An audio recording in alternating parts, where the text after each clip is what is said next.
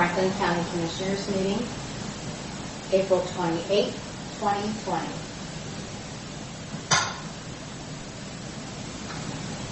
Give me just a second. You have Jen on the line as well, if you need me for anything. Good morning, Jen. Morning. Good morning. Morning. All right, we are live. So, good morning. It is 9 a.m. on a regular Tuesday morning, April 28th board meeting.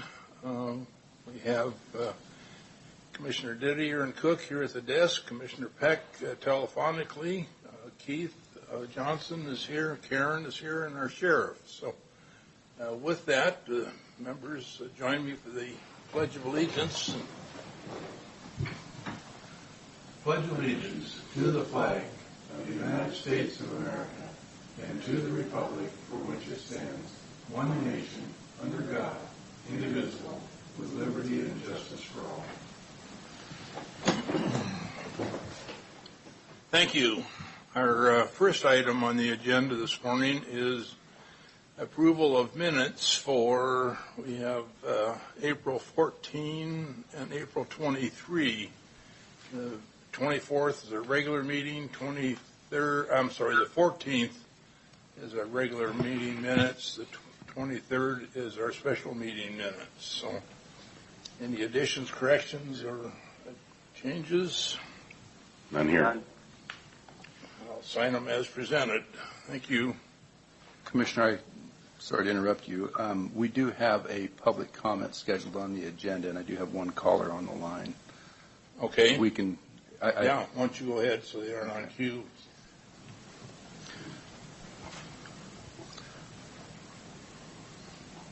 Take just a second to make the connection then.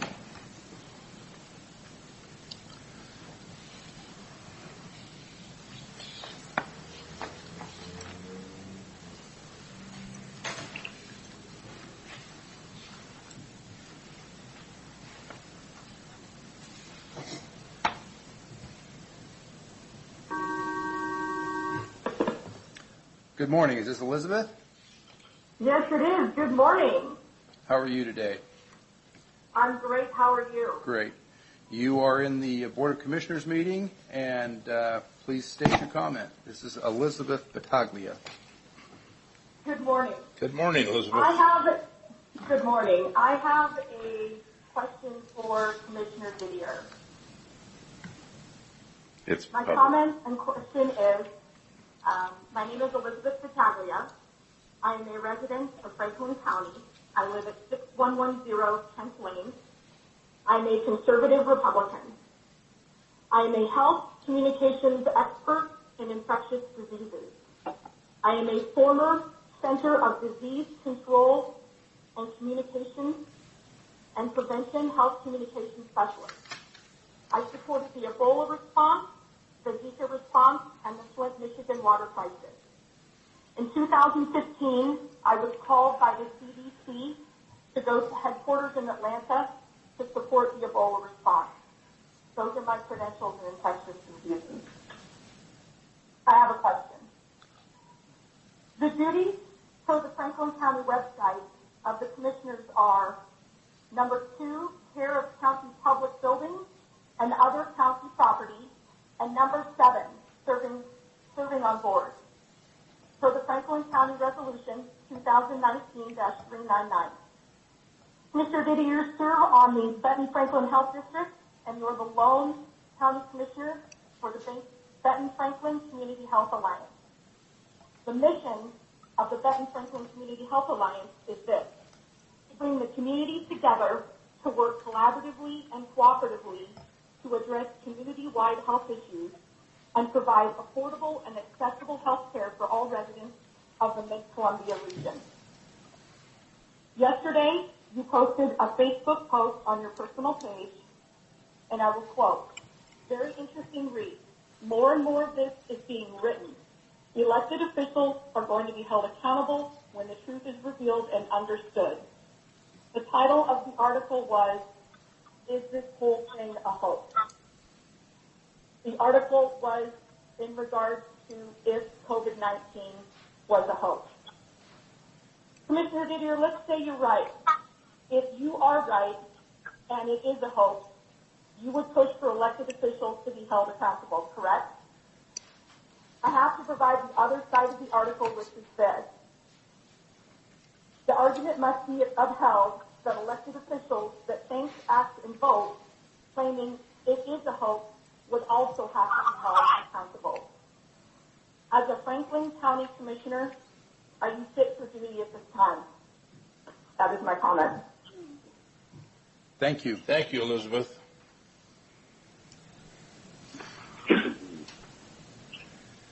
Anything else on you? We have one other caller, Mr. Jim Wagner.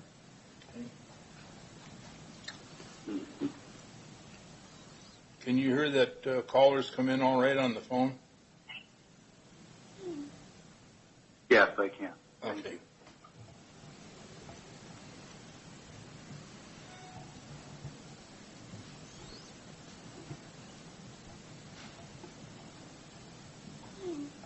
Did you say Jim Wagner? Wegner, W-E-G-N-E-R. Yeah.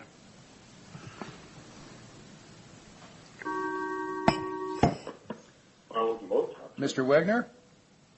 Yeah, this Good. is Jim Wagner. Jim, good morning. This is Keith Johnson, with, County Administrator with Franklin County. You are in the Commissioners Board meeting. Asked me to please make your comment. Yes, my comment is in regards to the Hollingsworth Bridge replacement. Excuse my language, but it's about damn time something's done here. This bridge, I've lived here over 50 years. Just a couple of weeks ago, I spent 15 minutes watching a tractor squirm its way through this bridge, bouncing off the sides of it. And as we speak right now, this bridge is damaged already this year. I can't tell you how many countless times I've seen this bridge destroyed and repaired. So I guess that's my comment. I'm hoping that that's the top priority in this county, to have this bridge replaced. We're working on the bridges one at a time, so thanks, Jim. You betcha. Thanks for letting me talk. You bet. Thank you. Thanks, Jim. You bet. Bye. I believe that's all on the phone right now. Okay. Like I say, I was remiss. I did miss the public comment item on the agenda, so please call in and we'll open you as fast as we can. That will move us on to office business. We have some... Mr. Chairman? Pay the bills, please. I understand we have one item this morning in the fiscal notes. It's fund expenditures. I'd move for approval as presented in a total amount of $403,971.87. Authorize the chair to sign on my behalf. I second. All in favor? Aye. Aye. Aye. Thank you. It was one and only, Commissioner? That's all I have, yes. Okay. Thank you. That'll take us on to the consent agenda then, and 1 through 8. Okay, Mr. Chairman, move for approval of consent agenda as presented. 8 items. Open to discussion, but no request from me to separate any out. I second. Okay, it's been moved and seconded. It is open for discussion. I just had a couple of questions about the corrections center.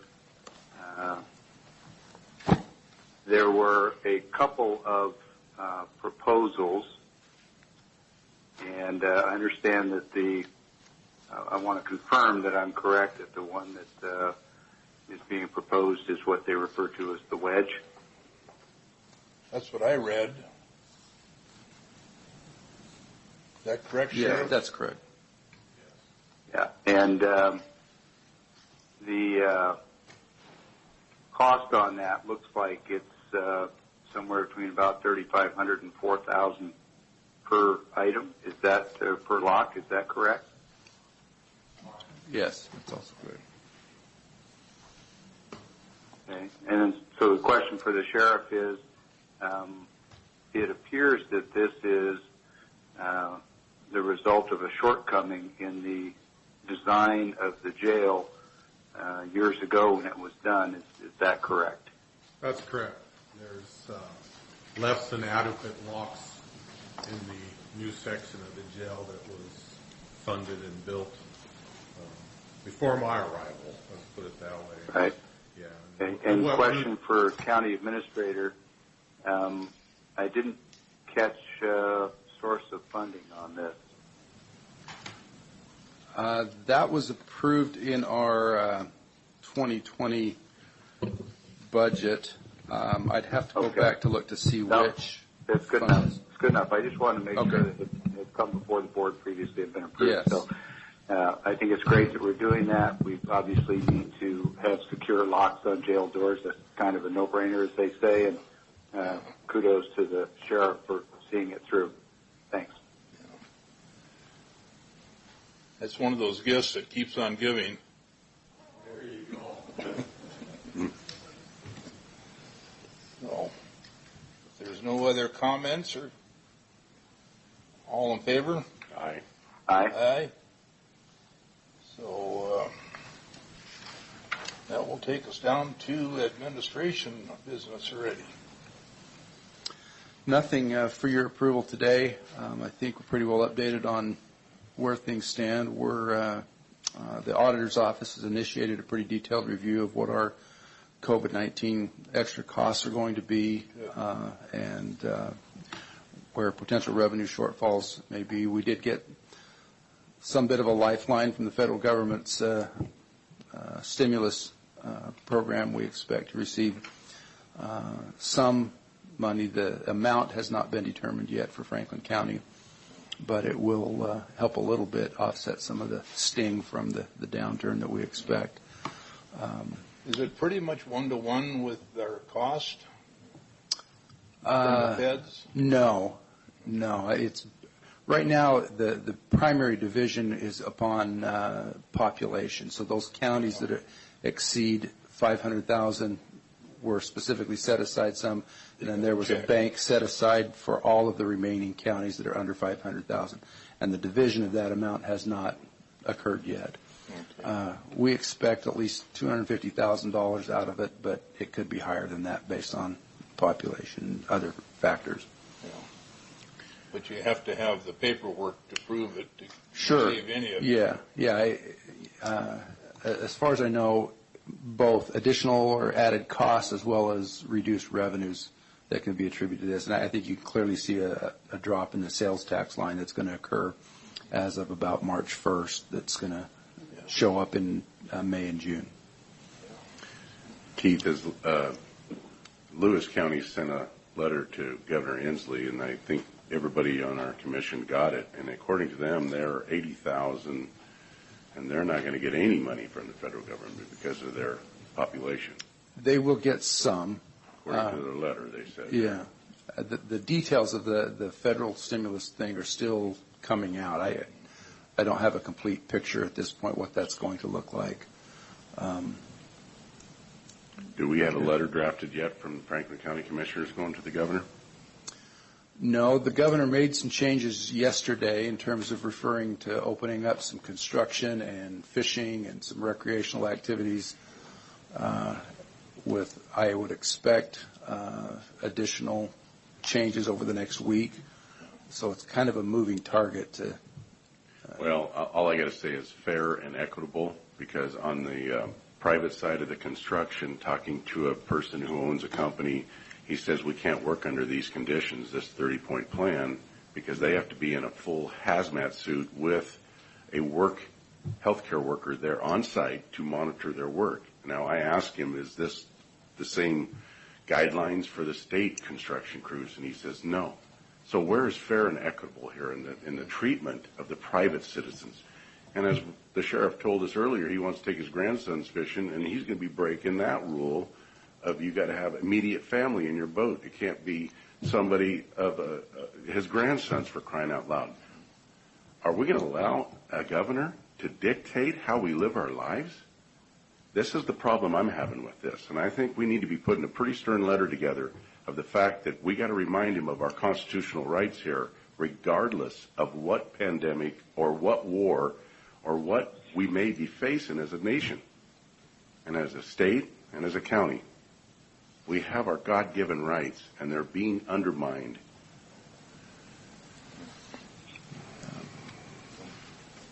Anything else, Keith? No. Okay. We do have one caller, it looks like, on the line if you want Okay, please. additional public comment. Let's say Kellen Wegner.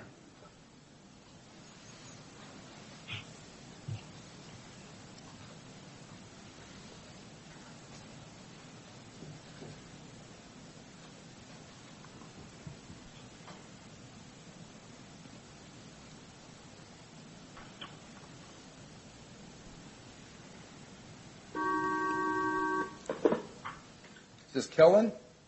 Yeah, this is Kellen. How are you? Good. You are in the Board of Commissioners meeting, so please go ahead with your comment. Okay, yeah, my comment was just based on this Hollingsworth Bridge. I don't know, I heard stuff for possible replacement in the near future, and just based on what I've seen growing up here my entire life, yeah, it is about time, but what my main comment is when you guys do go ahead with something like this, I know you have plenty of engineers and stuff that are probably a lot smarter than me on this, but just working around it, being around it every day, I don't know if you guys would be up for any sort of public comments from the guys that have to deal with it constantly, being too narrow and, you know, obviously undersized for everything we have out here this day and age, but it's a pretty high traffic bridge and it causes a lot of congestion, as you well know. So, anyway. Yeah. Well, I think, this is Bob, I think our only concern, this is not really a discussion item, but it's a comment from me. All these are being done by state and federal regulations. Sure. And also on the other side of that, there is some county regulations as far as the size of the equipment that's supposed to be going across that. So it's kind of a twofold item. So, but anyway, it'll be up to federal standards when it's done, Paul. Okay, and I'm just curiosity, what is federal standard? You'd have to ask Mr. Mahoney that. I can't quote that. Okay. Well, just one other quick comment. I find it amusing to me that they have these axle weights on here. I watch these trucks go by every day, but that bridge is so short that the whole truck's never on that bridge. Yeah. You get like the truck and then the trailer, you know, a minute later it's just kind of silly to me. Yeah. But I would really appreciate you guys considering replacing this bridge like you are. Yeah. You know. Yeah, give Matt a call when you have a chance, and he can give you the numbers. Okay, that'd be great. All right, thanks for your time. All right. Thank you. You guys have a good one. Yeah. Thank you.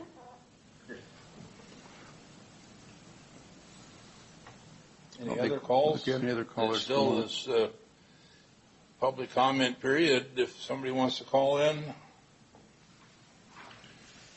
And Keith, while we got a moment here, if somebody can call in, if I might ask you too, I really believe that we need to make moves now because we don't want to wait until we find out that we are in dire straits as far as financial.